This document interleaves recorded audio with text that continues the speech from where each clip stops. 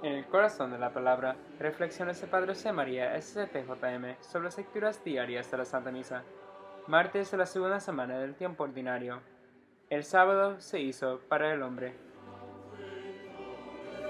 Buenos días, querida familia. Hoy en el Corazón de la Palabra, los discípulos de Jesús son acusados de violar el sábado por arrancar espigas mientras paseaban por un campo. Recoger grano era una forma de trabajo diario que no era necesario y por lo tanto estaba prohibido. Jesús responde a estas acusaciones diciendo, el sábado se hizo para el hombre y no el hombre para el sábado. El Hijo del Hombre también es dueño del sábado. Según la Torá, el hombre no debe trabajar en sábado por dos razones. Primero, porque Dios descansó el séptimo día, después de crear los cielos y la tierra.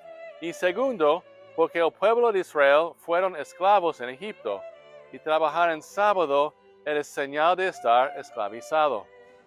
Hermanos y hermanas, en el día del Señor, a menudo nos enfrentamos a dos extremos.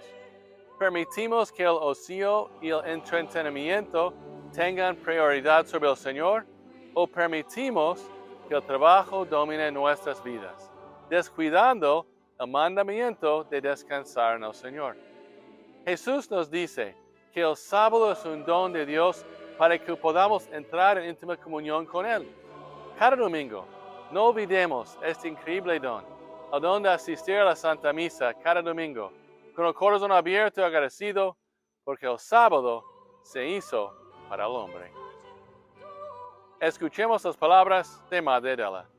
El Señor en la Eucaristía vive entre nosotros para santificarnos, para liberarnos de los apegos a las cosas terrenas y para elevar nuestras potencialidades humanas hacia las cosas celestiales. Y por eso santificamos el sábado.